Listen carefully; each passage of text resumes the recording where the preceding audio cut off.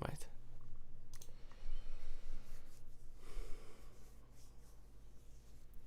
Hi guys, and welcome back to the Mighty Blues. My name is of course Cameron, and welcome back today to another live stream. It is the live game review to Everton's 5-0 defeat at the Etihad Stadium last night. The season is finally over.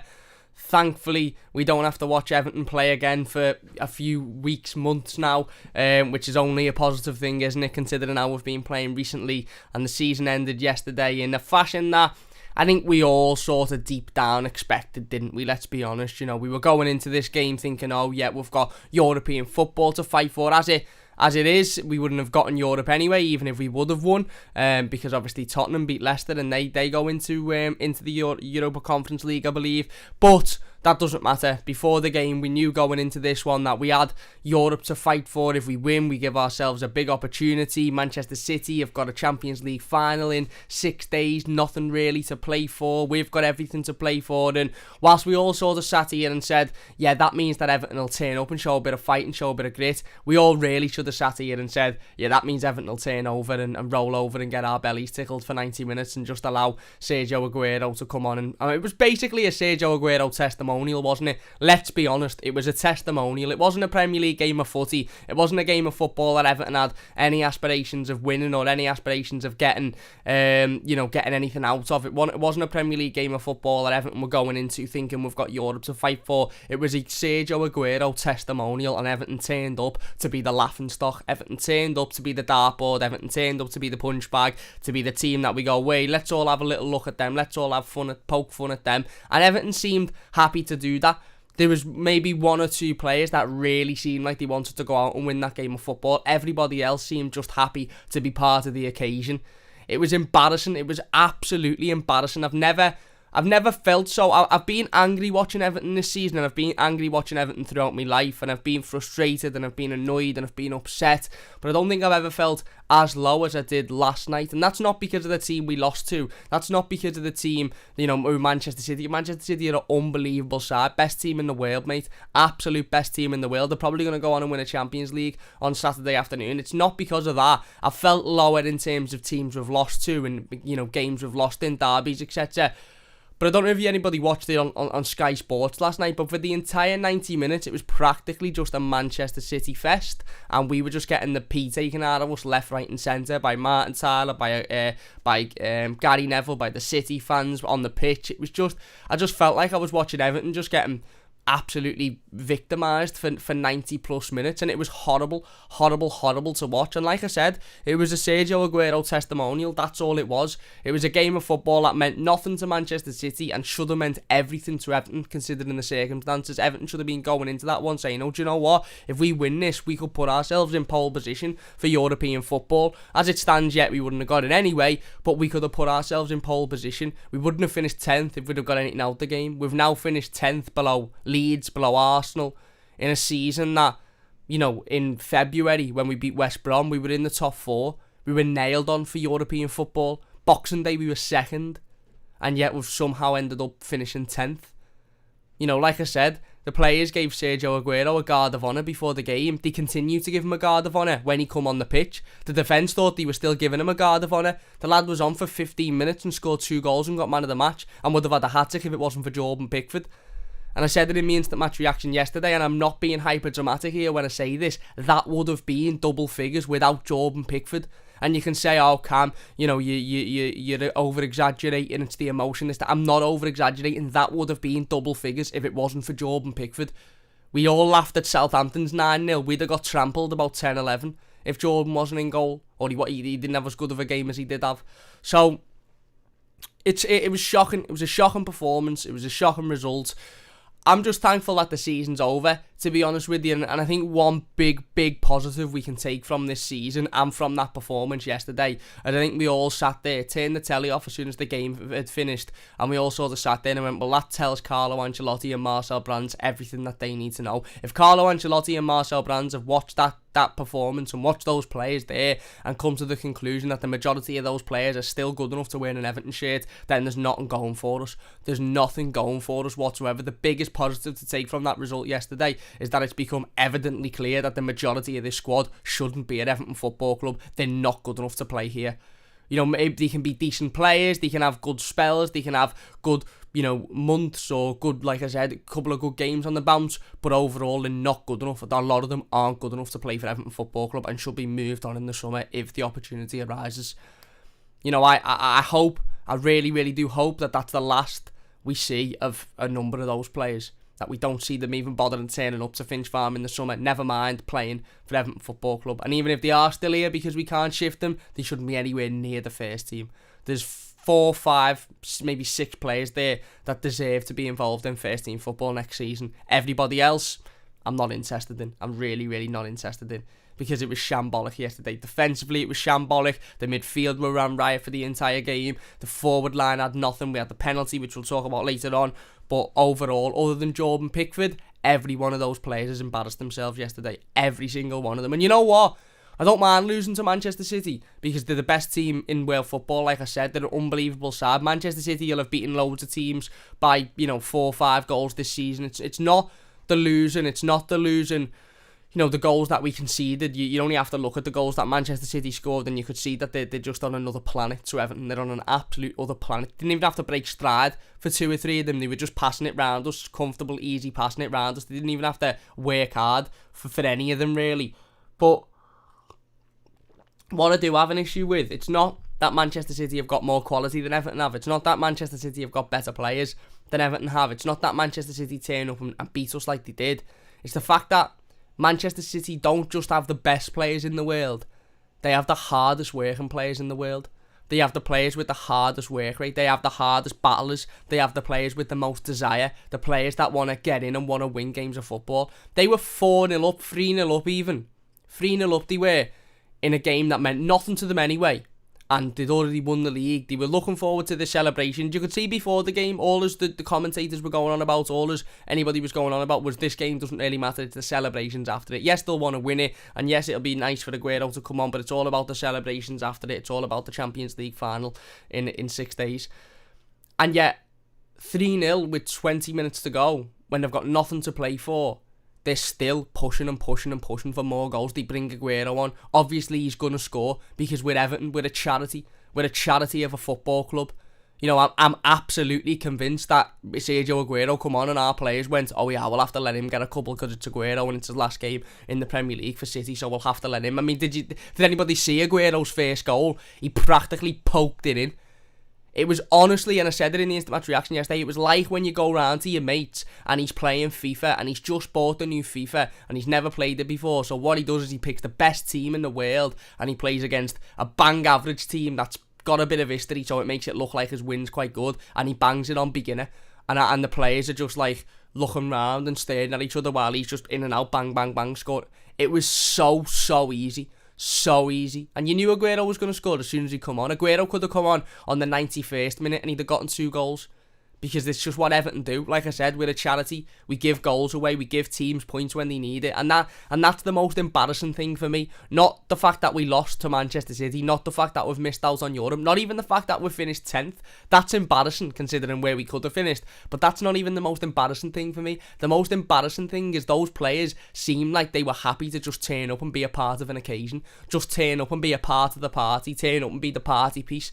Turn up and get laughed at and be the dartboard and be the punch bag. Right, you stand there, we'll have, in between our title celebrations and our beers and Aguero's goodbye, we'll just throw a few punches at you every now and then, and you'll just sit and lap it up and you'll just like it and you'll enjoy it.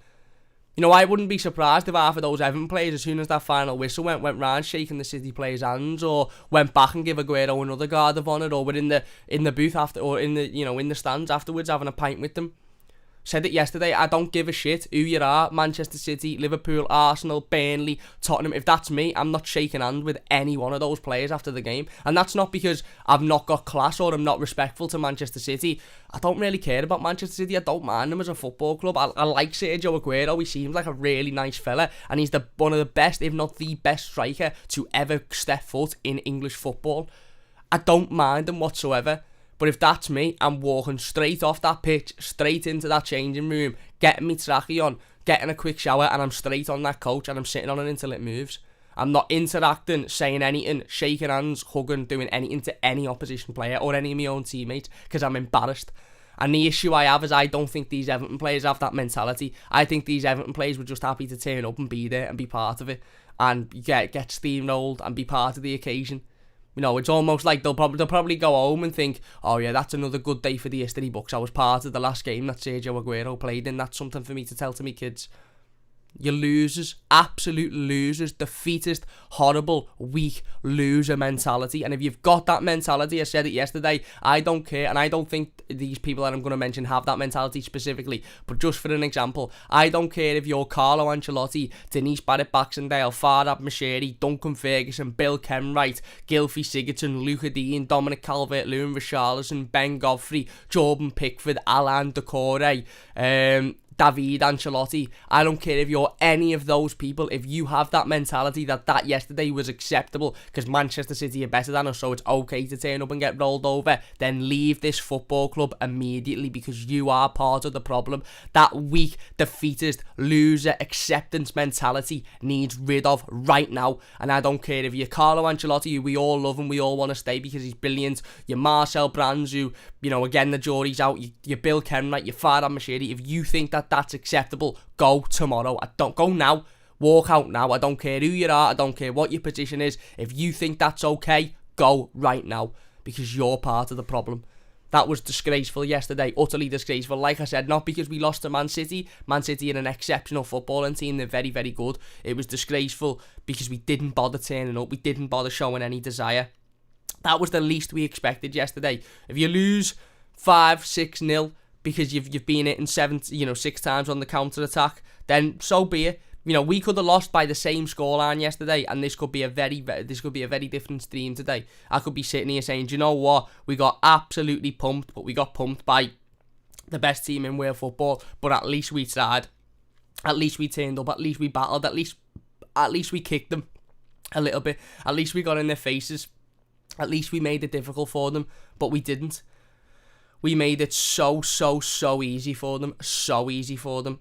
We practically give them the easiest game of the season. I said it yesterday. Manchester City will have looked at their fixtures 2 weeks ago when they won the Premier League, and then they've gone, right, okay. Just tweeting the stream up, by the way. If you are enjoying, please do leave a like. If you could share the stream, it would mean a great deal to me. Manchester City will have looked at their fixtures, you know, whenever it was, a week ago, 2 weeks ago, when they mathematically won the league, and they'll have gone, right, okay, who is our last home game of the season? Who is the team that we're playing on the day that we lift the trophy, on the day that Sergio Aguero waves goodbye to Manchester City fans? Oh, it's Everton. They would have been absolutely made up. We were the best possible team they could play yesterday because we all knew, and they would have known, that we were going to turn up and roll over and, like I said, just get our bellies tickled for the entire 90 minutes. They knew that there'd be no fight from this Everton team. They knew that there'd be no desire to win, no passion, no energy. City could have played Sheffield United yesterday and they'd have given them a tougher game. They could have played Burnley and they'd have given them a tougher game. And that was always down to Everton. Everton could have turned up yesterday and spoiled the party. Everton could have turned up yesterday and went, no, do you know what? Yeah, it's your day and you're going to lift the title and it's amazing for the fans and you've got fans here and you've got live music on and you've got Aguero coming on. But we're going to ruin it. We're going to show a bit of fight, and if we don't win the game, we're going to make sure that we get into your players and, you know, we're physical and we're tough and we're battling. And maybe we will come away with the game. We're going to make it horrible for you, but we didn't. We just turned up and it was like we were happy to be there. It was a testimonial game. That's what it was. It was purely a game of football where you wouldn't have thought we had a chance to finish in Europe yesterday, giving that performance. And that's not because we lost, it's because the way in which we performed, there was no desire. Like I said, Manchester City don't just have the best players in the world. They have the players with the most desire. They have the players with the highest work rate. They have the biggest battlers. They have the players that lead. They have the players that work hard, even when they're 4-0 up with 5 minutes to go in a game that means absolutely sweet FA to them. They're still searching for more and more and more and more. We don't have any of that whatsoever. No battle, no fight, no work rate, no passion, no intensity, no energy. I mean, look at the team Manchester City started with. De Bruyne, Sterling, Jesus, Di Maria start. They had, you know, a strong back line. They had Ederson in goal. They had arguably their best team out they could have put out. Now, we knew at 3 o'clock when that team news was put out there when we knew Yerry Mina wasn't going to be in the squad, when we knew that Manchester City had gone full strength. We knew that we couldn't keep up with that Manchester City team, going toe-to-toe with them. So what we should have done, in the nicest way possible, and I'm not advocating injuring players or hating players or going in with stupid challenges, but what we should have done was in the first 5 minutes, go right through the back of Kevin De Bruyne. Stand it up, not a sliding challenge, but go right through the back of him and put him on his arse. And make him think, I've had injury issues this season. I'm only just coming back from an injury. Do I really want to miss the biggest game of my career next Saturday for what is effectively a celebration testimonial game here now? No. Go straight into, I don't know, Jesus. Make him think, I'm in a battle here to start in the final on Saturday. They could start Aguero for old time's sake. Do I really want to be getting involved in these physical battles? No. But that was always going to be the case when we knew Yerry Mina wasn't going to start, when we knew Yerry Mina wasn't in the squad. There was never going to be any physicality because there's not one Everton player in this team that have got the balls to step into players, to give players a bit of a nudge, to let players know that you're there, other than Yerry Mina. And a decision needs to be made with Yerry Mina. I said it before, we will go into talking about the game, and we will get into the comments, by the way, in a moment. Big thanks to everybody for getting involved in the comments. If you're enjoying, please do hit that like button. Only takes a second. If you're new, don't forget to subscribe. But I said it before the game, Everton need to be ruthless this summer. Absolutely ruthless, and that doesn't just mean going out and bringing in 4 or 5 players. I've seen it over the last 24 hours on Twitter. We need to spend 300 million this summer. Go out and spend 200 million this summer. Spending money doesn't guarantee you success. Everton could spend 700 million pounds this summer and finish 13th next season, or we could spend 40 million, 50 million and finish 6th, 5th. If you were to say to me now, Cam, right, you close your eyes and you are fast forwarded to the end of August and Everton have spent £250 million improving this squad, but you don't know who they've improved, are you happy? And I'd say no, because we've been here multiple times before. Farhad Moshiri come in 2016. Everton haven't had a good season. Everton haven't had a season where we would class us as being fantastic since Roberto Martinez's first season, when Farhad Moshiri wasn't at the football club. Since 2016, when Farhad Moshiri took over as Everton, majority shareholder, we've spent nearly £500 million on this squad. The highest finish we've had is 7th, and in the next season we were absolutely dreadful. We got knocked out of Europe in the group stages, and we got bounced in the league constantly. I think we finished 12th, 13th, something like that. The highest finish, considering we've spent £500 million on this squad, is 7th. Farhad Moshiri has invested £500 million and we've gotten nowhere. In fact, we've gone backwards from where we were when, David Moyes was here or Roberto Martinez's first season. I'm not putting that to Farhad Moshiri. Does he need to take blame for that? Well, yeah. Look, if Farhad Moshiri has made decisions on signing footballers that he doesn't know much about and paid them shitloads of money when he shouldn't, then yeah, he's got to take blame for that. He has, as does Ronald Koeman, as does Steve Walsh, as does Marcel Brands, as does Carlo Ancelotti, as does everybody at this football club that has watched us invest that much money and get nowhere. So money isn't necessarily the answer. Sitting here saying we need to spend £200 million in the summer is bollocks. It's absolute bollocks. It really, I'm sorry, but it is. It really is, because we could spend £200 million this summer and be worse than this season. If we buy Coutinho for 50, Aaron Ramsey for 50, Koulibaly for 80, I don't know who else is there. Who else could we sign? May as well go and sign Khedira, who's just retired. Spend 50 on him as well. Who else is available to sign? If we go out and sign these overpriced 28, 29-year-olds with no passion, no desire, no motivation to do anything for our football club, and we go and spend 40, 50 million on them each, and we bring in 4 or 5 of them, yeah, our squad on paper might look absolutely brilliant, and in 2013 it might be a squad that can challenge for the Champions League, but in 2021 it certainly won't. Whereas Everton could go out and spend 50 million on Mateus Pereira, Jack Harrison, Frank Zambo Anguissa from Fulham. He's presumably probably cost a bit more, but Jack Harrison, Mateus Pereira, Anguissa from Fulham, Baku or Max Aarons at right back. I don't know, another example for a winger, maybe Leon Bailey, and Everton could spend, with the exception of Leon Bailey, 60 million and be a much better side than we will be if we spend 200 million. So it's not just about playing, but it's not just about spending money. It's really, really not. I think we should all understand that, given the last 5 or 6 years of the football club where we've just wasted hundreds of million after hundreds of million after hundreds of million. And it's clear for me, it's absolutely clear as day this summer. It's clear as, if Everton don't get the recruitment right this summer, then there's something seriously. I'm done. I'm not. I always say I'm done, and people comment, "Oh, was that it, Cam? You're ending the channel. You're not going to be doing any more videos." Look, I said it yesterday, I think, on the Instant Match Reaction, and everyone said, "Enjoy your summer." I'm not going nowhere, mate. I'll be here tomorrow doing a player ratings for the entire season. I'll be here on Wednesday doing a season review. Thursday doing a season review. Next week doing transfer videos and discussions and who stays and who goes. I'll be here at least 3 or 4 times every week for the next however many weeks until we get to pre-season, and then it all kicks off again with the previews and instant match reactions and stuff. So I'm going nowhere. But when I say I'm done, I mean I physically, Everton cannot get it wrong this summer. We can't. It's physically impossible to get it wrong. It's absolutely light as day as to what we need.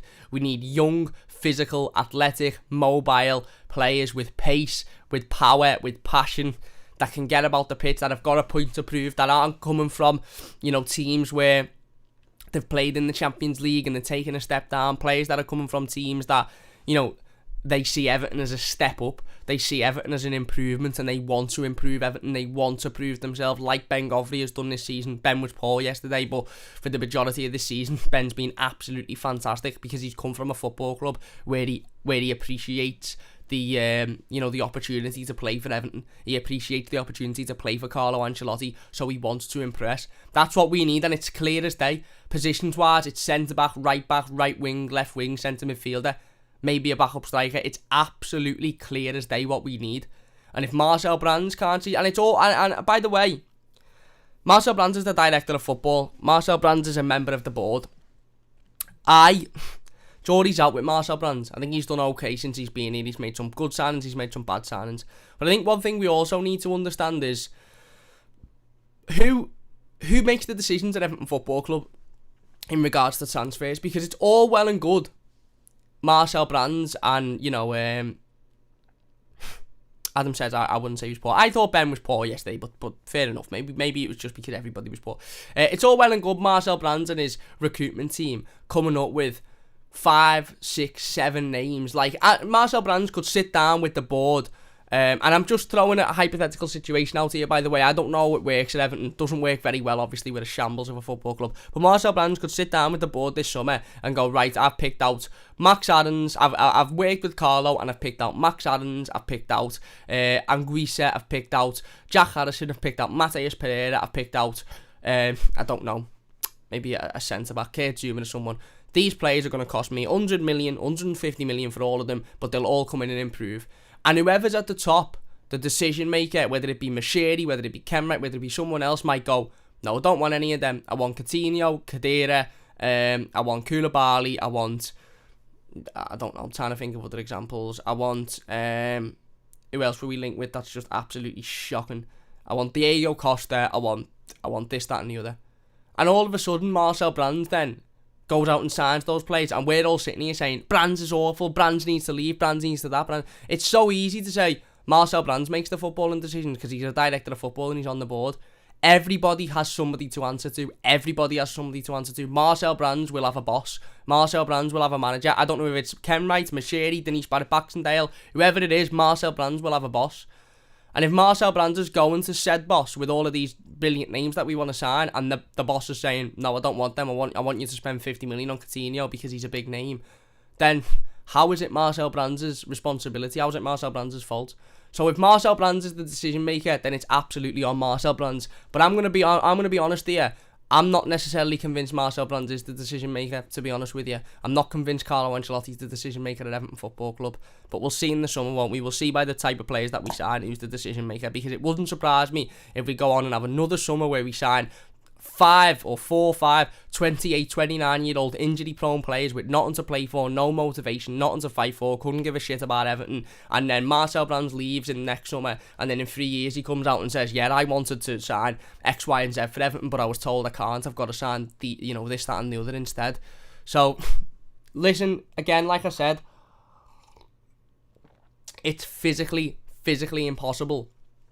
Physically impossible for Everton to get it wrong this summer. It really, really is. If I can sit here and we can all sit, and I will get in the comments, by the way, in a moment. Big thanks to everybody for getting involved in the comments. If you're enjoying, please do hit that like button. Don't forget to subscribe. Don't forget to share the stream. But if I can sit here and we can all sit in the comments and pinpoint exactly what Everton need, the profile of player that Everton need, the positions that Everton need to improve on, then Carlo Ancelotti and Marcel Brands can see it. But like I said, it's also about being cutthroat with certain other players. If you get a bid for Michael Keane, sell him. He's not good enough. I like Michael Keane, and he's had a up and down season, but he's a confidence player, and you can't have them in your squad. You know, you can have a brilliant game one week and a dreadful game the next week. You can't have that type of inconsistency. Move him on. If you get a bid for Yerry Mina, you need to make a decision, because Yerry Mina's our best centre-half. He's absolutely phenomenal. He's fantastic. But we see Friday, we were told it was an entire, you know, other than Seamus and James, everybody was fit, and it was going to be a full squad going into this game. Gets to Sunday afternoon, Yerry Mina's out injured. You know, he's got injury issues. He's got injury troubles. He's going to spend a lot of time out injured in a season. He's in the last year of his contract. You either give him a new contract and risk that value dropping significantly because of his age increasing and probably his injuries increasing, or you make, you know, you bite the bullet and you move him on if you get a bid for him. That's a decision the club have got to make. I don't necessarily want to see Yerry Mina leave, because I do think he's our best centre-back. But if we get a £25 million bid for him, then financially it probably is best to sell him and then reinvest in a younger alternative who can come in and be as good of a player as Yerry Mina is, because Yerry Mina is our best centre-back. There's no argument about it, and yesterday proved that. Mason Holgate, you get a bid, you move him on. Don't give Gylfi Sigurdsson a new contract. I like Gylfi. I think he's had a decent season this season, but sometimes you just need to shake people's hand and say thank you very much for your service. Thanks for coming in. You've done okay. And I think Gylfi, in years to come, Everton fans will see Gylfi as a player that actually was okay for the football club. Yeah, he's ghosted games. Yes, there's been times where he's not looked interested, but his biggest issue has been a price tag, and he didn't ask to be bought for 50 million. Again, who made that decision at the football club? But he didn't ask for that, and I think in years to come we'll all sit down and go, actually, do you know what? Gylfi wasn't that bad. But given it 29, how old is he? 30? Let me just get it up so I'm absolutely right in this. Gylfi Sigurdsson, here we go. 31. He's 32 in September, so given a 32-year-old player a new contract on over £100,000 a week, what's the point? He's not good enough to play week in, week out for Everton. Yeah, he can come on and he can contribute every now and then. He can score penalties and he can get involved. Gylfi at max would be a player that comes off the bench with 10 or 15 minutes to go. But can we afford to be giving a player like that 150 grand a week? No. So move him on. Thanks for your service. Thanks for your time. But financially for the future, this isn't going to work. Andre Gomez, sell if you get a bid. Fabian Delph, sell if you get a bid. Everyone's got the price. And again, Everton need to be as ruthless with players leaving as we do with players coming in. Look, we'll get into the comments then. We'll get into the live comments, and then I suppose we're going to have to talk about this game slightly because we're 27 minutes in and we haven't even mentioned the game once. Then says, morning Cam, hope you're not feeling as bad as I am this morning. Although yesterday was a massive shit show, the thing that bothers me is the 10th place finish, just another mediocre season. Yeah, again, it is. You know, we will do a season review over the next couple of days, probably Wednesday and Thursday. It'll be split into 2 videos where we'll talk about the season in itself. But, you know, again, a season that has seen positives in regards to the Derby win, the win at Arsenal, the win at Spurs, the win at Leicester, the first 7 games at the start of the season, blah, blah, blah. But ultimately, it's ended up in disappointment, hasn't it? A 10th place finishing below clubs like Leeds and Arsenal, who we've sat here and took the mick out of all season. It's just not good enough. Forgotten World of Movies says, hi Cam, thank God the season is over, onwards and upwards. I hope Carlo gets the signings that our club needs and gets our home form in shape. Well, exactly. Well, one thing I would say about yesterday is, don't get me wrong, again, I think that, Manchester City are an excellent team and they're the best team in the world, blah, blah, blah, and they've got more quality and they've won in an empty stadium yesterday. But one thing I saw, certainly with the penalty, which I think was really evident, was Gylfi Sigurdsson bottled the penalty. He bottled it. He absolutely bottled it. There's no other way about it. If there's no crowd at the Etihad, Gylfi Sigurdsson slots that penalty comfortably and we're back in the game. But he was reacting to the boos that Richarlison was getting. Don't know why Richarlison was getting boos. Man City fans being absolute jokers there. Richarlison, I feel so sorry for Richarlison because he literally gets kicked, hacked down, and because Sky Sports have labelled him a diver or goes down too easily, he's got this you know, he's got this horrible tag above his head now where every time he falls over, you know, he's booed for the rest of the game by opposition fans, when yesterday he was taken down and it should have been a sending off for Diaz. But because Jamie Carragher likes to call him he goes down too easy, all the fans reacted at them. And it was shocking to see that they should be embarrassed of themselves, Manchester City fans, for booing Richarlison yesterday, because it was a clear penalty. But yeah, Gylfi Sigurdsson steps up, and the crowd are booing, the crowd are making noise, and he reacts to that. This Everton team yesterday absolutely shat themselves when they heard that Manchester City crowd. Absolutely shat themselves when they heard it. Because they couldn't play under that. They couldn't play against the team, but they couldn't play under that pressure. They couldn't play under that, that crowd. And this is really worrying, because Everton have had the best away record we've had in a decade or so this season, if not longer. 11 away wins. Won't be the same next season with fans in the stadium. If we get even half of that, 5, 6, I'll be surprised. Honestly, I really, really will. Now, the flip side is we'll probably get a lot more home wins because we'll have our crowd and the players react to the Goodison crowd. But whilst what we saw on Thursday was players reacting positively to a home crowd, what we saw yesterday was players reacting negatively to an away crowd. We just chat ourselves, didn't we, really? Union says, Ancelotti, we have a clear plan. I think Everton needs to clear out this squad this summer window and get in some new players. Do you think Everton will keep Gylfi Sigurdsson in the summer? I think we will, but I don't think we should. Union says, how many Everton players would you keep or sell in this transfer window? We're going to do a live stream over the next week, mate, where we go through everybody and we talk about who should stay and who should go and who's likely to stay and who's likely to go, etc, etc. So we'll talk about that in another stream. Seablay says, thank God. Seablay says, Everton don't care.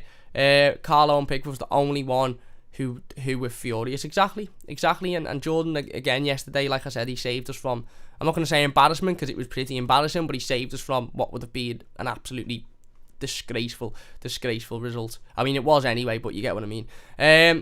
Eugene says Everton must secure Gareth Bale services. No, we mustn't. We absolutely mustn't. If Everton sign Gareth Bale this summer, then whether it be Marcel Brands or whoever makes that decision needs to go, because he is exactly the type of player we do not need. I don't want Everton to go anywhere near Gareth Bale this summer. Freewin says, I've had enough of Everton. I'm glad the season is over. Let's just wait to see what happens. Yeah, Eugene says, what do you think of Everton finishing 10th in the Premier League? I think it's shocking, mate, but, ultimately, I'm not surprised. I'm really, really not surprised. Aaron says, very curious what's in the JD bag after seeing the comment on the video. There's nothing, mate. I think, to be honest, I think it's a bag of stuff from when I stayed out. And I think I stayed out a few weeks ago. And I think it's a bag of stuff from that. I just think I haven't changed it yet, but there's nothing exciting in it. Might be a dressing gown or something like that. There's nothing exciting in it. Leon says, you have to look at logically. 5-0 is embarrassing. Sure, but you are literally playing the future treble winners. Yeah, we are, but it's the way in which we lost. It's the fact that, yes, we can be beaten for quality. Yes, we can be beaten for ability by Manchester City, and I've got no issue with that. But when we're beaten for desire, when we're beaten for work rate, when we're beaten for fight, when we're beaten for passion, that's where I have the issue. Joel says, Laughingstock FC strikes again. Freeman says, the board, the manager can't get it wrong this season. We need youth, pace and mobility. If they don't get it right, I'm sorry, but it's time for them to go.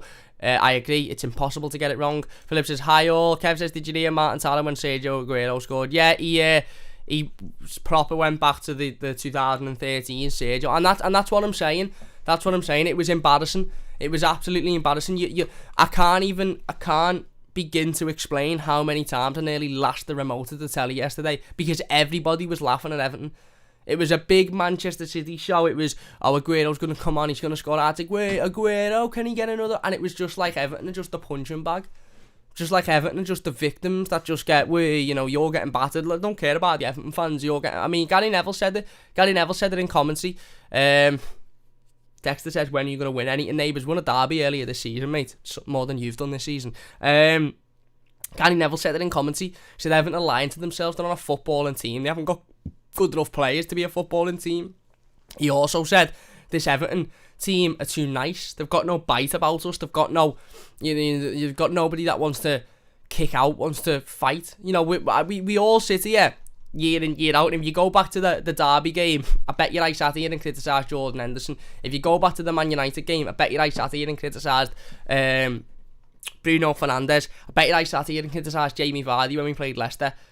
But I would kill for any 3 of those players in this Everton team now. And you might say, oh, no, you don't want Henderson, Cam. You don't want this, that, and the other. We all sit here and we rip into, and it's just an example because he's in my mind, Andy Robinson every week. He's a rat. He's horrible. He's this, he's that. He's a snide. He's this, he's that, he's the other. Do you know what I'd give to have a snide at Everton Football Club? Do you know what I'd give to have a player that throws himself into challenges, that's screaming in the referee's face, that's screaming in the opposition faces, that's being a horrible, dirty, snide, sly player?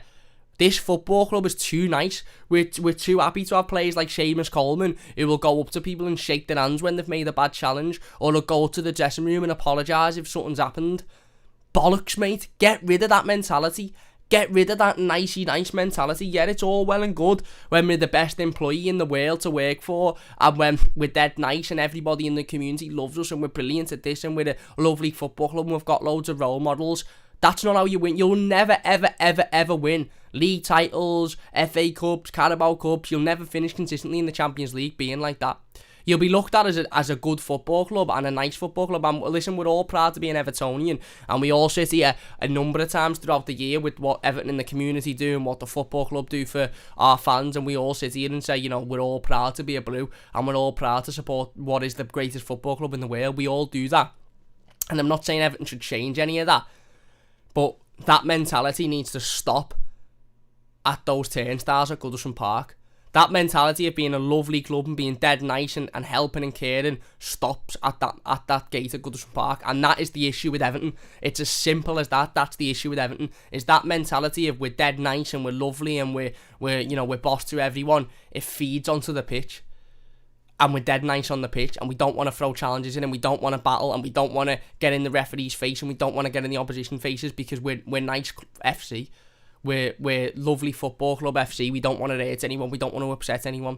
That's all well and good when you're doing the community work, when you're doing the, when you're doing the charity work, when you're being an ambassador for the city and all that stuff. That's brilliant. But that mentality stops at the turnstiles, and we need a player at this football club that off the pitch can be sound and dead nice, but on the pitch is a horrible, dirty snide.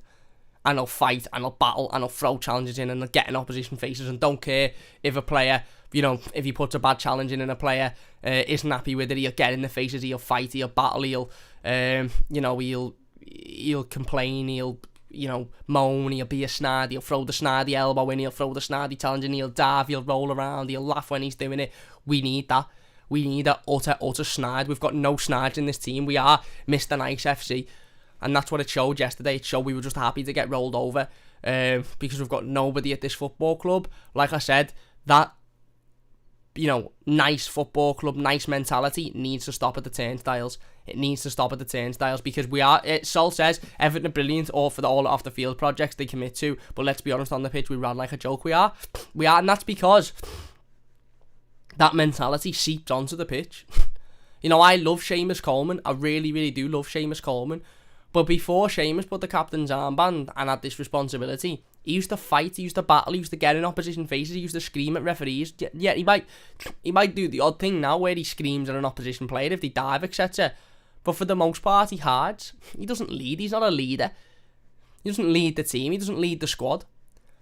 We've got too many nice players, and we don't have enough snides. The mentality of this football club needs to change drastically, mate. It absolutely needs to change drastically. Because we're not going to get anywhere. We're not going to win anything being nice. We'll be looked at as Everton are boss. Yeah, they're a lovely football club. They've got lovely players. They've got lovely,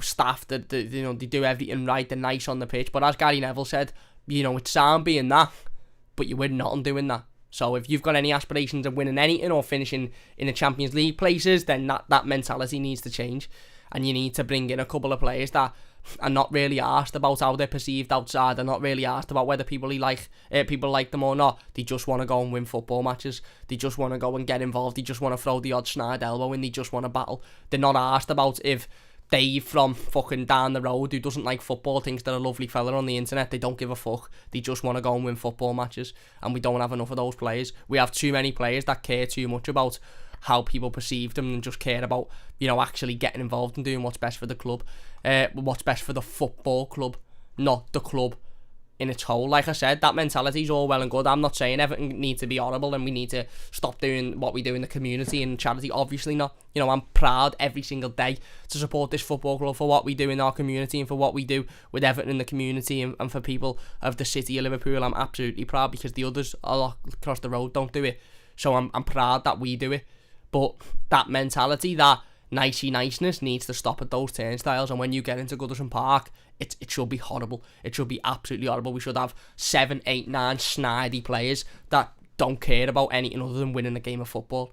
Let the staff, let the community, let the Everton in the community staff, let the the board members of the football club do all that nicey work, and let the players do the horrible stuff. Otherwise, we're not going to be anything more than a mid-table club. C-Play says, it's annoying for me that everyone's saying sack Carlo. He's dealing with a relegation squad. Yeah, if you're saying sack Carlo, then you need to give your head a wobble, really, because he's got the highest win percentage of any Everton manager in the Premier League. And I'm not saying he's faultless, and I'm not saying he goes without criticism. Of course he doesn't. He can be criticised heavily for certain things this season. But Carlo isn't the issue here. If you're enjoying, by the way, please do hit that like button. Only takes a second if you're new. Don't forget to subscribe. Leanne says, if Carlo has another season like that, he's going to finish. He won't even make January with the fans in the stadium. Well, let's hope that, like I said, 85-90% of those players that we saw yesterday don't bother turning up for pre-season, and let's hope it's a completely new squad.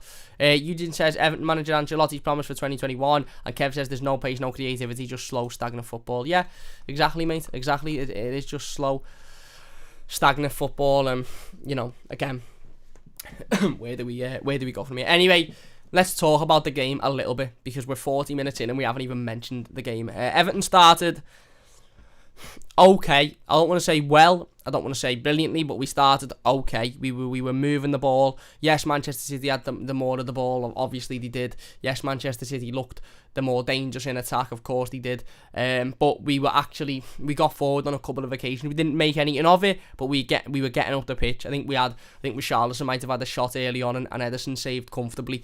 But we were getting up that end of the pitch. We were starting to see that we can get into good areas. We can move the ball into good areas. We were defending relatively well for the opening first 5, 10, 15 minutes. Well, it was 5, 10 minutes, wasn't it? And then all of a sudden, the easiest goal Manchester City will score all season. I think Alan is in the middle of the park. I can't remember who it is on the right-hand side for City, but one, two passes. One, two passes around Alan. He hasn't got enough energy. I said it yesterday. I love Alan. I think he's absolutely brilliant. But without players that can run around him, he's a liability. He is. For as good as he is on the ball, for as good as he is with his feet, and Alan's a player that should be playing higher up the pitch for me than defensively. We all thought that we were bringing in a number 6 who sits in front of the back line. He's not got enough energy to do that. He should be higher up in the midfield. With the ability to take players on, to move the ball through his feet, to get it forward.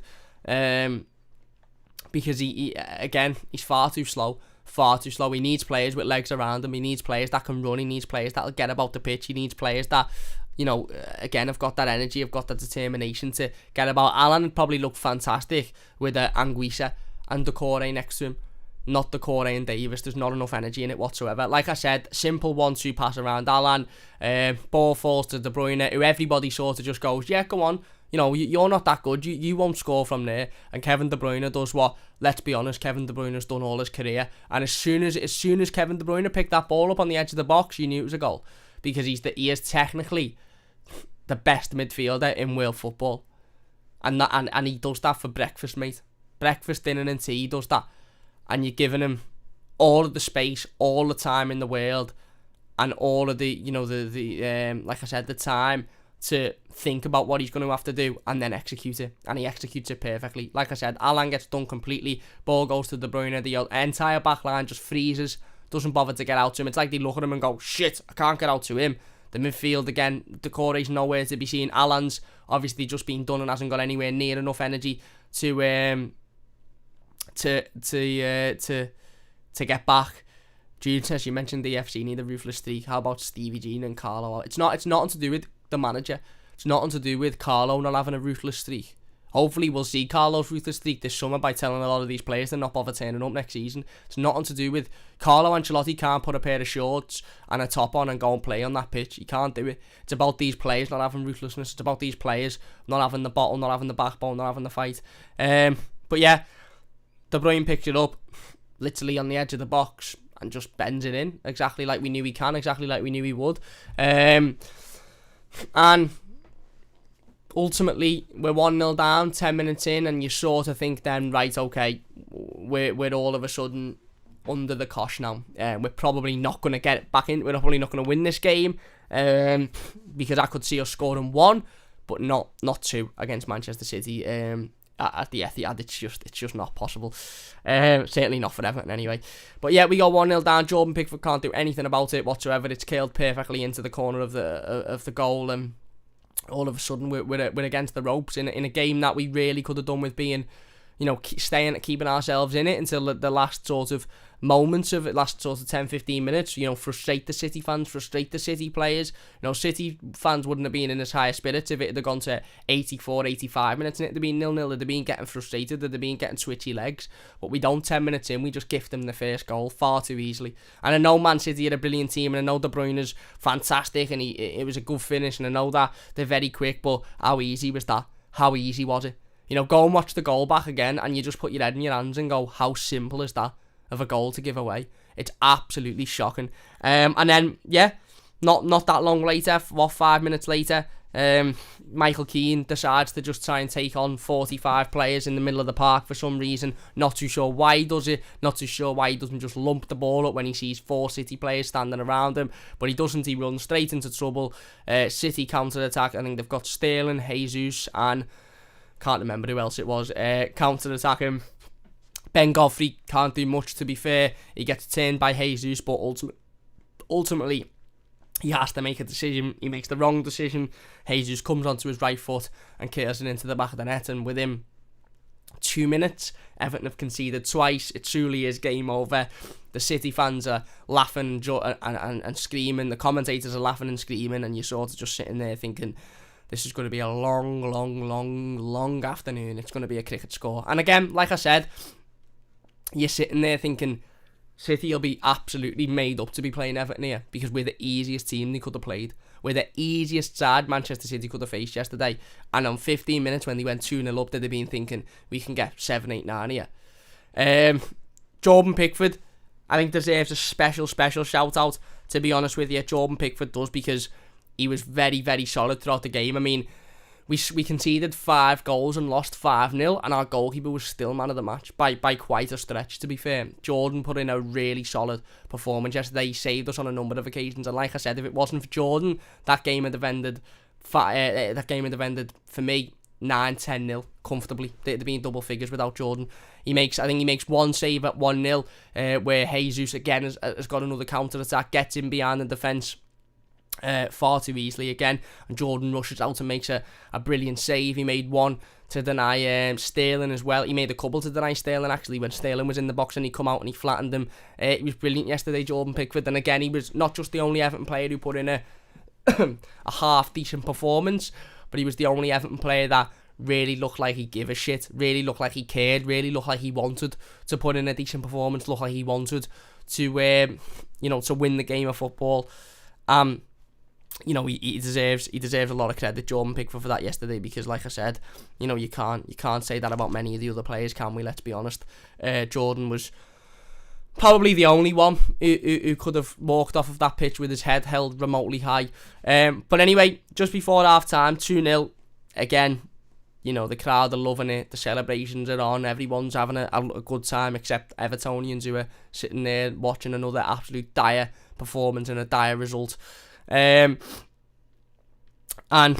all of a sudden, Everton counter-attack up the other end. I don't actually think it's a pass. I think the ball gets played in by a City player who just mistimes the pass, and Richarlison goes one-on-one with Richarlison goes one-on-one with Ederson, and is completely taken down from behind by Ruben Diaz, who has no attempt to play the ball whatsoever, no attempt to win the ball. It's just sheer to take Richarlison down and to deny Richarlison scoring a goal. Now, we'd already seen before this, and I'm not using this as an excuse, by the way, because Everton were dreadful for the entire game, whether the referee had a good game or not, but we'd already seen before that. I think Richarlison had picked up a yellow card for his first challenge I think somebody else might have picked up a yellow card as well for the first challenge. Michael Oliver was very, very, very quick to get his book out when an Everton player made a tackle. Now, again, I said it yesterday in the instant match reaction, and I'm not using it as an excuse. And somebody said, oh, you're using the referee as an excuse. I'm not at all. Everton were dreadful yesterday, and whether it was Michael Oliver or anybody else, we'd have lost that game comfortably because we're an embarrassment. But Michael Oliver, well and truly yesterday, and you could see it was light as day, he was looking forward to those celebrations. He was thinking, I'm going to get loads of autographs after this. I'm going to get Aguero's autograph on his last Premier League game. I might even get a beer. I might be able to join in the celebrations. I'll probably get a medal. You could see that he was full on Man City yesterday, Michael Oliver. And you could see that with the decisions that he made. City players were making fouls. They were walking away without cards. Everton players put in one challenge and it was a yellow card straight away. He was a disgrace. And honestly, some people say Michael Oliver's the best referee in the country. That fella is shocking. He couldn't referee a Sunday League game, that fella. He is absolutely dreadful. He's an awful referee. But anyway, he gives the penalty and it goes to VAR. You see multiple replays. I don't understand how Ruben Diaz isn't sent off. I really, really don't understand how Ruben Diaz isn't sent off. He's last man. He slide challenges Richarlison. He doesn't get the ball. He makes contact. And ultimately Richarlison goes down. City fans are booing. Don't know why. If they honestly think it was a dive, then again they need to go to Specsavers, a lot of them, because it's embarrassing that they were booing that.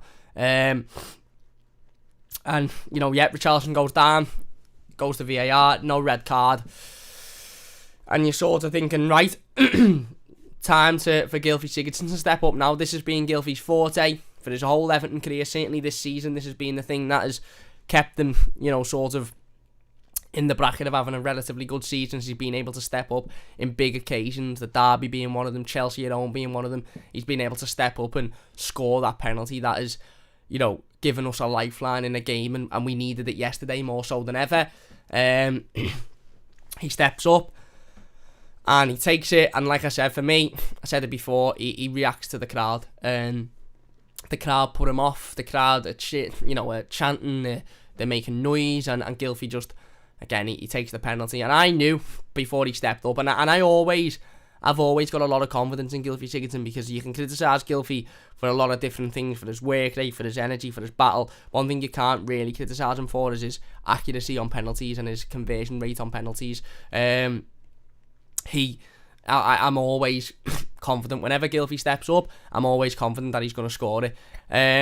But when he stepped up yesterday, I sort of thought, yeah, he's not scoring this one. This is being saved, or it's going wide, or he's putting it over the bar, because you could just see in his body language, you could see in his stance, you could see in his face that he just wasn't confident whatsoever in himself. And you know, he takes the penalty. It's a comfortable height for Ederson. Ederson dives the right way, and he saves it. And ultimately, again, the ball goes out for a corner kick and it goes to VAR again.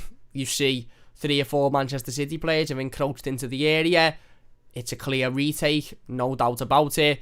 And yet VAR and the referee just completely flag over it and go, yeah, no, we're not retaking it. It's we've changed the rule now. If your foot's in the air, that doesn't count. We've changed the rule. And yeah,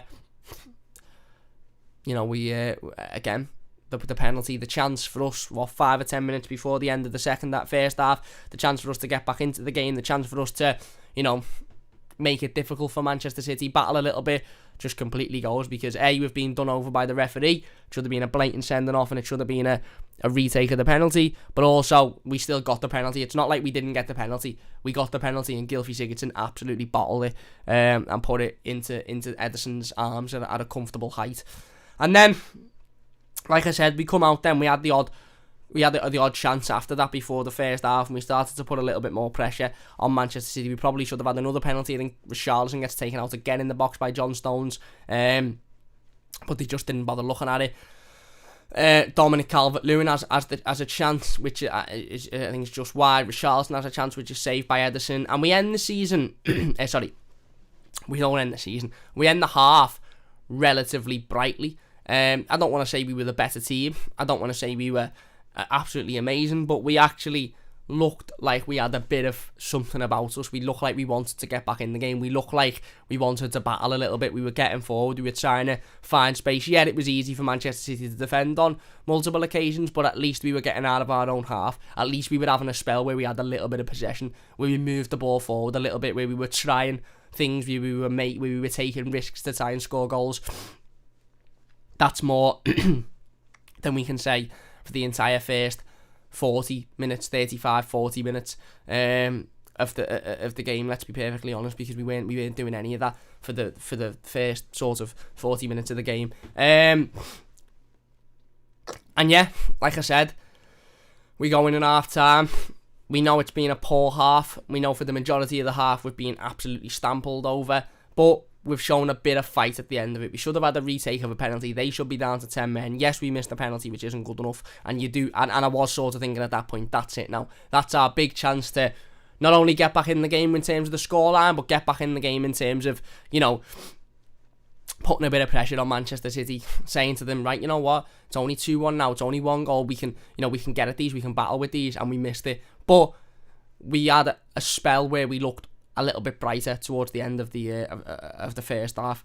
If you're enjoying, by the way, please do hit that like button. Only takes a second. If you're new, don't forget to subscribe. If you could share the stream as well, it would mean a great deal to me. Honestly, really do appreciate it. We'll get back in the live comments shortly, by the way. So don't forget to keep throwing your comments in. Subscribe to the channel if you're new as well. Loads more content coming up. This isn't the end of the channel. We'll be here tomorrow. We'll be here on Wednesday, Thursday. We'll be here throughout the entirety of next week as well, and we'll be here every week until the new season starts. So we're not going anywhere. Hopefully we'll have different things to talk about, not just Everton letting us down. We'll be able to go in. It's silly season now. Silly season started, so we'll be able to go on and talk about all of these mad transfer rumours of Everton being linked with players who we're never going to sign, but we're being linked with. So we'll be able to talk about them in weeks to come. But yeah, we go in at half time, and you're sort of thinking, right, there's a little something there. There's a bit of something we can take from it. We've battled a little bit at the end of the game. We've got a penalty which we should have scored and we should have had retaken, but there you go.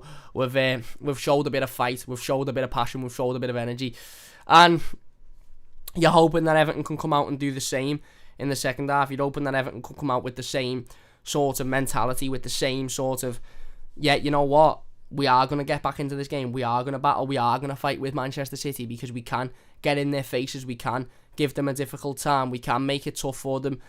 But again, we come out in the second half, and to be honest, I just think the half-time break come well for Manchester City. To be honest, they soaked up the pressure when they needed to, and then they come out in the second half and they just turned the gear on again, didn't they? Really, within 15 minutes, Phil Foden has scored the third. Again, far too easy for Everton. We talked about Michael Keane being defensively atrocious for the second goal.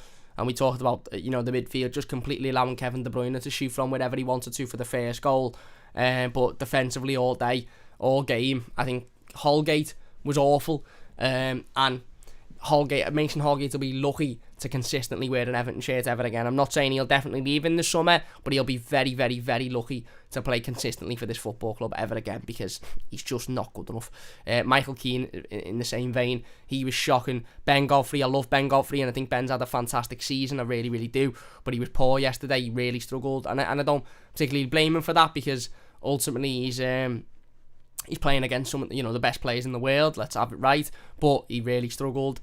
And yeah, Phil Foden takes it, takes everybody on, really. Completely dummies it past, I think it's Godfrey and Dean, who just completely sell themselves out, and then slots it into the far post past Jordan Pickford. Like, it's mad, isn't it? Because we spoke before about Jordan Pickford being man of the match and, being the best player in an Everton shirt and conceding 5 goals. He wasn't at fault for any of the 5 goals. Not one of those goals could he have done better for. Not one of those goals could he have been a little bit more on for. He couldn't have done better at all for any of them. Phil Foden makes it 3, and that's it then. It's game over. And from that point on, we huffed and puffed a little bit. Dom and Richarlison worked hard up top, but let's be honest, we never had anything. I'd like to see the possession stats from the third goal going into the end of the game, because we didn't really have anything whatsoever. And look, Phil Foden is an extremely good footballer in the same way as that Gabriel Jesus is an extremely good footballer, in the same way as that Kevin De Bruyne is an extremely good footballer. And I've got no real issues in these players, turning up and being much better than Everton and battling much harder than Everton and not battling much harder than Everton. I do have an issue with that, but I've got no issue with these players having more quality than Everton and like I said, scoring goals like that and moving the ball past us that easily, because they are the best team in the world. What I have an issue with is the fact that they worked harder than Everton, they battled harder than Everton, their work rate was much more, they had more of a desire than Everton did. That's what I have an issue with. If you're coming up against a team that are much better than you quality-wise, and you are, then you get stuck into them, you battle with them, you fight with them, you throw the challenges in, you let them know you're there. You get involved in them, you battle with them physically, you're putting them on the floor, you're making them know, do you know what? Okay, you might be better than me at football, but you're not more physical than me. I'm going to have you off in the physical battle. And if we'd have done that yesterday, a large selection of those Manchester City players would have gone, actually, do you know what? We've got the biggest game in the history of our football club, the biggest game in our careers coming up on Saturday.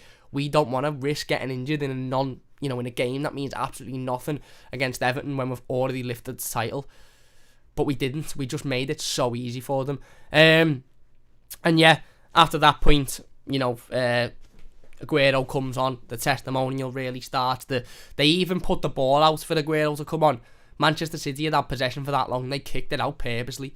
And I don't actually know, by the way, I didn't watch it and I didn't see it. I don't know if anybody else clocked it. At this point, I was in a world of my own at this point, to be honest. I wasn't interested. But did we throw the ball back to them? Did we give the ball back to them when they kicked it out? Because we absolutely shouldn't have done. Because he didn't kick it out for an injury. He didn't kick it out because, somebody needed medical attention. They kicked it out so Aguero could come on. And did we give the possession back to them? Because if we did that, and again, I'm going to go back and watch it. Actually, I am going to go back and watch it because I really, really want to see if we did or not. But if we did, that epitomises the weak, defeatist, nicey nice mentality of this football club. They kicked that out so a player could come on the pitch, so they could make a substitution. And again, I don't know if we did or we didn't, but if we give the ball back to them in that situation, then we're a joke. We're a joke anyway, but we're an utter joke if we give the ball back in that situation. We're an utter joke. Will says, I saw it. Did we give it back, Will? I didn't. I wasn't looking. Did we throw it back to them like it was an injury? I'm not sure, but if we did, then they're a disgrace. They're an absolute disgrace. But yeah, Aguero comes on. The announcer takes 45 minutes to, what he announces every accolade that he's ever had, every goal he's scored, every trophy he's ever won for City, and I swear the Everton players were on the pitch, shedding a tear. Oh, the last time we'll ever see Aguero in the Premier League, clapping him as he comes on like that. Oh, we're only 3-0 down in a crucial game that we needed to win for Europe, but we'll clap him, because it's Aguero and it's his last game, this, that, and the other. Well done, mate. Blah blah blah. I swear they were all like I said, it was a testimonial. That's all it was. Yesterday was a testimonial game, and Everton turned up like a team that were happy to take part in a testimonial, not like a team that were playing a Premier League game with something to fight for. And that's what's the most embarrassing, is that we just were happy to roll over, we were happy to lose, we were happy to be beaten by that Manchester City team, and that's disgusting. But yeah, Aguero comes on, the rest, within 5 minutes. He's only on for 15 minutes and he gets man of the match. I've just lashed me pen. I don't even know where the pen's gone. There it is. He's only on for 15 minutes and he gets man of the match. First, 2 minutes of him coming on, he gets into a good area. He gets into an easy area, let's be honest, because our defence just completely allow him to get into there. And yeah, he pokes it past Jordan Pickford, and like I said before, it's like you're watching just somebody playing FIFA on beginner against the computer, where it's just they just poke it past and the whole defence just stand there like that. 5 minutes later, again, but this is the worst. This is the worst of them all. I think the worst, other than the second goal with Michael Keane, this is the worst one to concede, because you've got Ben Godfrey, who's 6'2", 6'3", and you've got Michael Keane, who's 6'3", 6'4", both standing in the box, both standing in the area, and you've got Sergio Aguero, who's fucking 5'9", who wins a header in the area, free header, and heads it in and gets his second of the game on a hat-trick. He'd been on for 10 minutes and he was on a hat-trick. That's how bad Everton are. And yet, like I said, they huffed and puffed, they had another couple of chances, didn't they? They were always searching for another goal, Manchester City, and that's the type of desire, and that's the type of work rate that you want in your football club, and that's the type of desire and work rate that Everton just don't have. Aguero had another chance where he wins another header. He must have won 3 headers on the pitch. He's 5'6", and he's winning headers above 6'5" centre halves, and that's why Michael Keane isn't good enough for Everton. Ben Godfrey has had a brilliant season and has been very consistent. He was poor yesterday and he needs to improve, we know that. But Michael Keane isn't good enough for Everton. You know, and that game yesterday showed it. The inconsistency of Michael Keane showed it. And yeah, Aguero, again, like I said, he had another couple of chances. He didn't score them, and ultimately Everton go on and see the game out, if you want to call it that, and lose 5-0. And it's another disgusting, disgraceful, pathetic attempt at a game of football. Let's be honest, because that's what it was. It was a pathetic attempt at a game of football. We've turned up. We've been happy to take part in the Sergio Aguero orgasm, if you like, the testimonial, and we've lost comfortably. And again, it's another season that has ended in sheer disappointment. Yes, we beat Liverpool in the derby. Yes, we beat, Chelsea at home and Arsenal away and at home. And yes, we beat Tottenham at home on the opening day and this, that and the other. And yes, we started the season really brightly and we've had some bright moments this season. But ultimately, and at the end of the day, it's ended in disappointment. It's ended in frustration. It's ended in a 10th place finish, which is just utterly disgraceful. Utterly disgraceful. Considering in February we were in the Champions League places, we're now 3 months later, and we went in and I think a lot has to be said about this. By the way, I seen somebody saying about the Corey before in the comments. We'll get back in the comments in a moment, but we went into after the West Brom game, which I think was the game that the Corey got injured, in the top 4. February, late February, we were in the top 4. Abdoulaye Doucouré gets injured and we win, 2 games in 12, something like that, without him. We finished 10th in the Premier League. We're too reliant on players that, like a player like Abdoulaye Doucouré, who isn't the best footballer in the world. He couldn't pass, he couldn't pass a fucking fart yesterday. But we rely on that energy and that pace and that mobility that he brings so much, because we haven't got that in the squad at all, other than him. And that's why we went however many games without winning without him. That's why we won 1 or 2 in 10 or 12, whatever it was, without him. And yet, Everton see the game out, and it's another utter disappointment. And let's not get it twisted, by the way, we didn't miss out on Europe. This is why I'm not really talking about Europe, because we didn't miss out on Europe from yesterday's performance. We didn't miss out on Europe from yesterday's results. We missed out on Europe because of Sheffield United 2 weeks ago, because of Villa 2 weeks ago, because of Fulham, because of Newcastle twice, because of Leeds at home, because of Palace, because of Brighton. That's why we missed out on Europe, not because we lost to the best Manchester City team or the best team in world football. That's not why we missed out on Europe. We missed out on Europe because of the other stupid results against teams that we should have been beaten. But yesterday just epitomised everything that's wrong with this football club. We've got too many players who aren't good enough whatsoever. We've got too many players who are happy to just be there and take part, and we've got not enough snide players. We don't have, it's the title of this live team, we don't have any leaders at this football club. We don't have anybody that wants to take responsibility. We don't have anybody that wants to battle, that wants to work hard, that wants to fight, that doesn't care if they throw the snide elbow in, if they throw the snide challenge in, doesn't care if they frustrate the opposition, if they get in the face of the referee.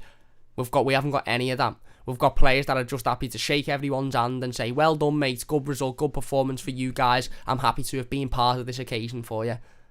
That nice, weak, defeatist, acceptance of defeat mentality needs to fuck right off. And anybody that's got that mentality at this football club needs to fuck right off with it. And these players need to have a serious look at themselves, because they can all come out after the game and say, no, that's not how we think. That's not how we think. We don't think like that. That's not how we think. But subconsciously, the majority of this squad think like that. Whether they want to admit it or not, subconsciously, the majority of the squad believe that yesterday's performance and results is alright, because it's Man City and they're much better than us, so it's alright to turn up and get rolled over and get your bellies tickled and get laughed at by everybody. Disgrace, disgusting, absolute disgusting. And like I said, I said it on Toffee TV last week, we don't have any player that takes responsibility in this team. We don't have a player that picks the game, grabs the game by the scruff of the neck and goes, no, do you know what?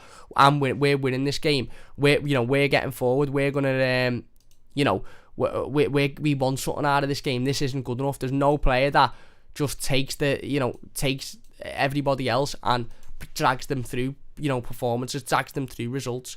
We don't have anybody that does that. We don't have anybody that wants to take responsibility, and we don't have anybody with a backbone. And that's the biggest issue with this football club at the moment, that weak defeatist mentality, that too nice mentality, and the fact that we've got no leaders, no snides on the pitch whatsoever. And yeah, look, like I said, it's now down to Carlo Ancelotti and Marcel Brands to change that in the summer. It's about bringing in the right profile of player, young, hungry, physical, pace, ability, agility, quality, mobility, get about the pitch, fight, battle, and it was in the right stage of their career, not somebody that played Champions League football 6 years ago and is now not asked about where he goes as long as he gets paid, not asked about if he spends most of the time out injured as long as he gets paid. None of that bullshit whatsoever. Anybody, I'll even go as far as to say, anybody over the age of 26, don't go anywhere near. Don't go anywhere near. The ages we should be looking at are between 20 and 26. Anybody over that, don't go anywhere near. And stop looking at profile. Stop looking at players that, because they got a big profile and because they once played for Barcelona or Real Madrid or Juventus, that means that they're going to come in and improve Everton. No, it doesn't whatsoever. I would rather have Jack Harrison than Gareth Bale. I would rather have Ridley Baku than, I don't know who's a big right, than Kieran Trippier. I would rather have Anguissa from Fulham than Aaron Ramsey. I would rather have Kurt Zouma than Kalidou Koulibaly. And you can criticise me all you like for saying that. I would rather have those players because they're hungry, they'll battle, they'll fight, and they'll want to impress, and they'll want to do the best for this football club, and they'll want to take us to the next step. Go and buy 5 or 6 more Ben Godfreys. It's as simple as that. I like Alan, I like Decore, I like James, but don't go and buy another 3 or 4 of those types of players. Go and buy another 3 or 4 Ben Godfreys, because he's been the most impressive player this summer. Out of everyone we've signed, James has been excellent when he's been on the pitch, and he's been brilliant. And again, I'm not going to talk about the James situation because for me it's a non-issue. He was given permission by Carlo Ancelotti to travel back to Colombia to see his family, who he hasn't, his daughter, who he hasn't seen in over a year. Not many people would make that commitment in moving away from your family for a club that, let's be honest, is an absolute shambles, getting paid a lot less than what you were getting paid anyway. But he's been given permission. He's travelled home early. What was he? What did we want James to do? Sit in the Etihad and watch that shower of shite yesterday? I'd rather go and see my daughter as well. And I've supported Everton for 22 years, and I'd rather go and see my daughter a day earlier, who I hadn't seen for a year. So I've got no issue with James. Alan, Decore, they've all come in. They've come in for a reason, and when they've been fit and when they've played, they've done well and they've improved this team. But what we've seen this season from the 3 of those is that injuries, fitness issues have cost all 3 of them large parts of this season, and ultimately we need, like I said, the one player that's been the most impressive, the one player that's been the most important and impressed the most has been Ben Godfrey, and Ben isn't the final product either. Ben needs to improve. Ben's got a lot to work on, but one thing he is young, hungry, got the right mentality, got the right work rate, got the right passion, and wants to win and wants to battle for this football club. And we need more of that. Let's get into the comments then before we finish up. Jay says Carlo and Brand should be watching this. Yeah, they won't be. But look, again, it doesn't take a rocket science. Marcel Brands is getting paid, millions a year probably. He's one of the biggest recruitment names in football at the moment. I could do Marcel Brands' job this summer. And I'm not even just saying that, trying to big myself up. I could do it. Anybody watching this live stream could do Marcel Brands' job this summer. So it's down to Marcel Brands to do Marcel Brands' job this summer. Wayne says, your match reaction yesterday was legendary, and I mean legendary. Cheers, Wayne.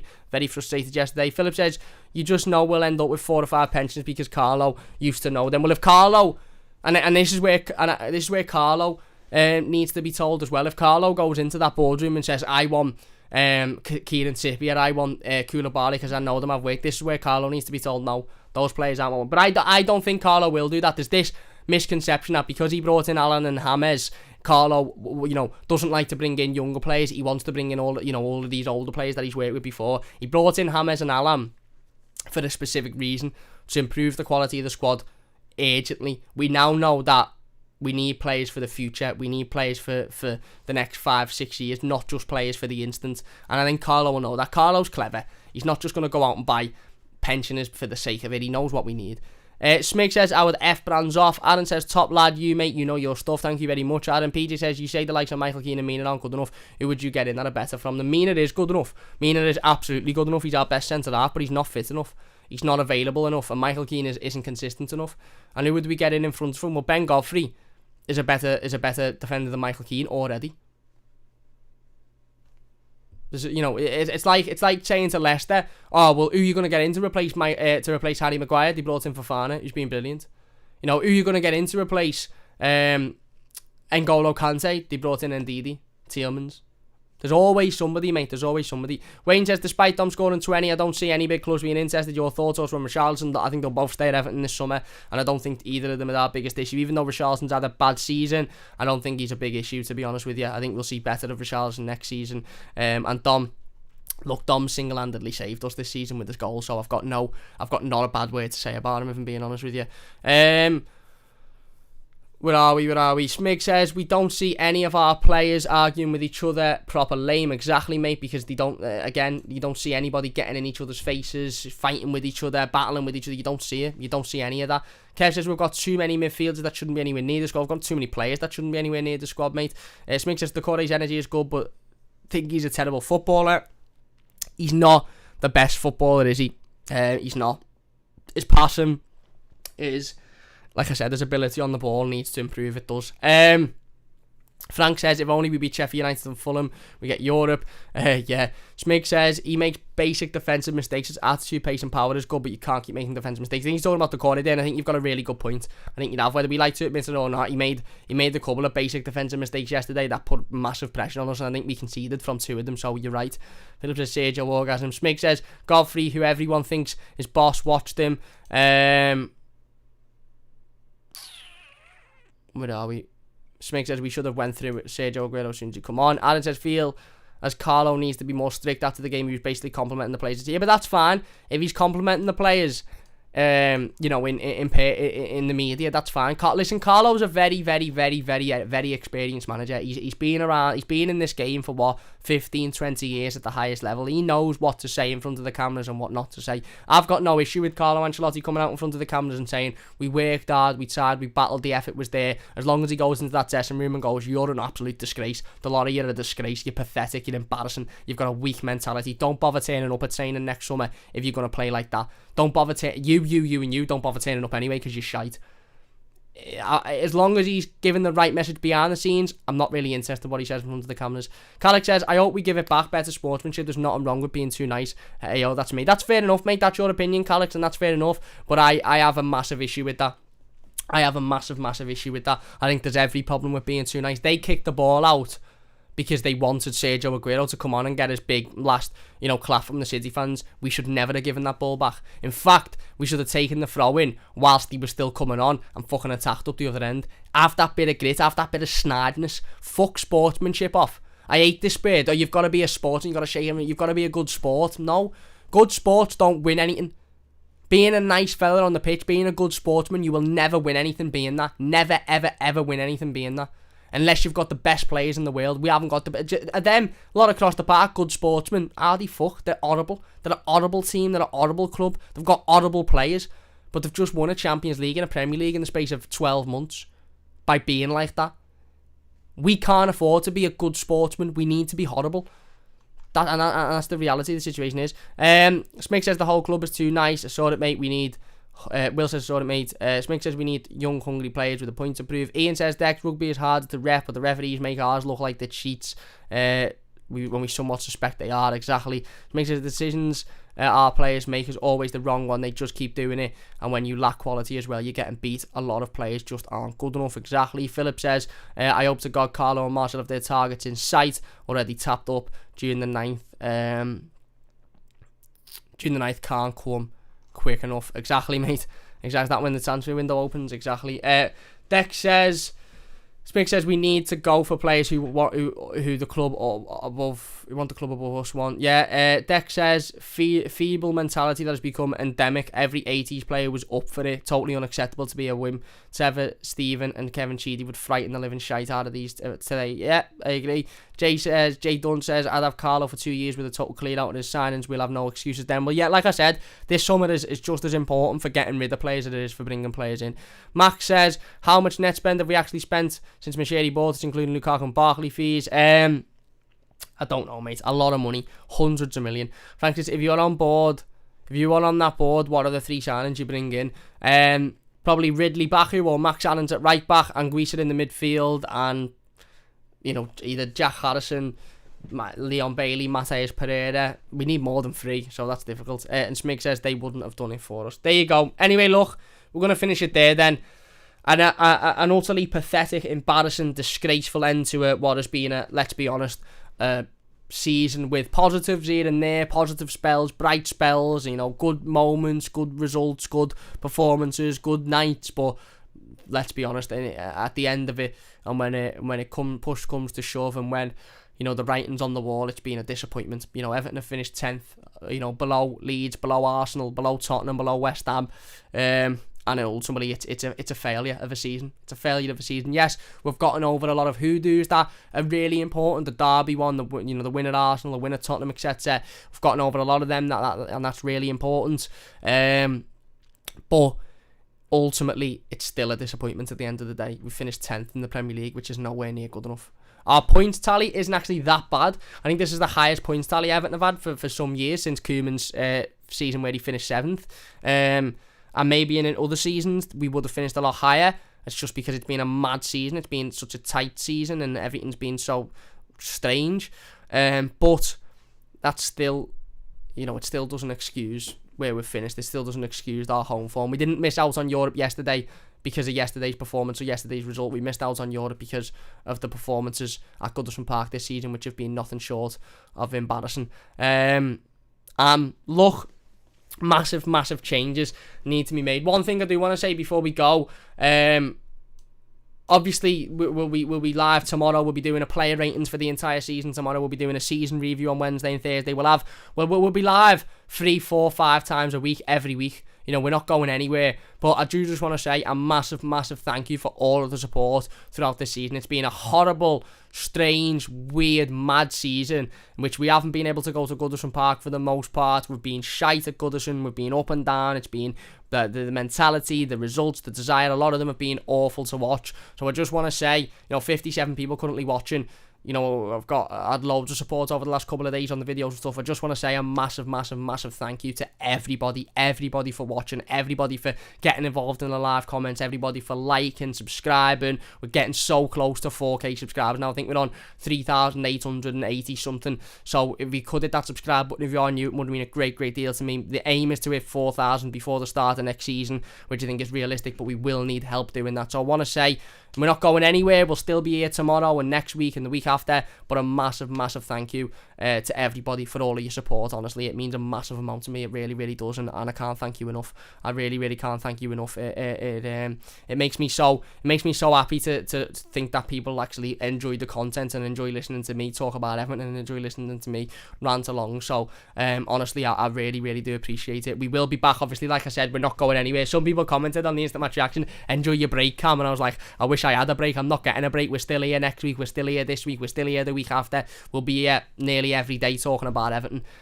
We just won't be talking about games, which I think is a good thing, isn't it? Because let's be honest, the biggest disappointment this season has been when Everton have actually had to play a bit of footy. The best streams have been when we've talked about us not playing footy. So yeah, I'm going to say a massive thank you. Honestly, it means a massive amount to me. It's been a horrible season.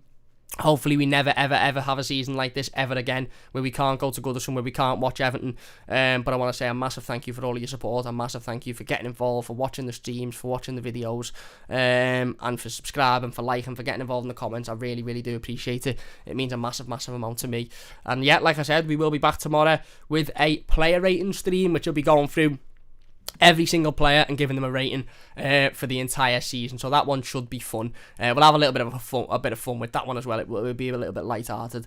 But yeah, we'll have loads more streams. Like I said, recruitment streams. By the way, we spoke for the majority of this team about who Everton needs to sign, the type of players. Me and Tom T-Logic sat down last week. We spoke about the defence, the midfield, and the attack. There's 3 videos. They're in a playlist on the channel. It's called 2021 Summer Recruitment or Summer Recruitment Everton videos. Go on, you'll see the playlist when you go on the playlist on the channel. Go and give those 3 videos a watch. We talk about some realistic options that Everton could bring in that are going to improve our squad massively. We don't talk about, Kieran Trippier or Bale or any of that nonsense. We talk about good, young, athletic, mobile players that can come in and improve Everton. So if you haven't checked out those 3 videos, please do so as well. Like I said, we'll be back tomorrow, probably around about 10 o'clock again, for another live stream. If you've enjoyed this one, please do leave a like. Jay Dunn says, this is crunch time for Everton. Home form was relegation material if it wasn't for our great start. Exactly. Philip says, up the toffees, spot on, mate. Dex says, boss vlog. If the toffees with this quality would have F4 problem. Cheers, mate. Thank you very much, mate. Really appreciate that. Smig says, keep going, Cam. Cheers, Smig. Appreciate that, mate. Jay says, well done, Cam. Brilliant live stream. Nice one, mate. Appreciate that. And Matt says, your channel is boss, Cam. Keep up the good work. Thank you very much, Matt. Really do appreciate that. We will have a more in-depth season review Wednesday and Thursday. We're going to sit down. It'll be in 2 parts, and we're going to talk about the season, recruitment, what Everton need to do, where Everton needs to improve, the good points, the bad points, etc. But yeah, as for this game, it was a pathetic, shocking, embarrassing display to end what's been, let's be honest, quite a pathetic season for the most part. Certainly when we've played that good. Our away form has been excellent, and that's been a bright spark, and there is positives to take from it. But there's a lot of lessons to be learned as well. So there you go. Big thanks for watching. If you've enjoyed this one, please do hit that like button, subscribe to the channel if you are new, and we'll see you soon on the Mighty Blues.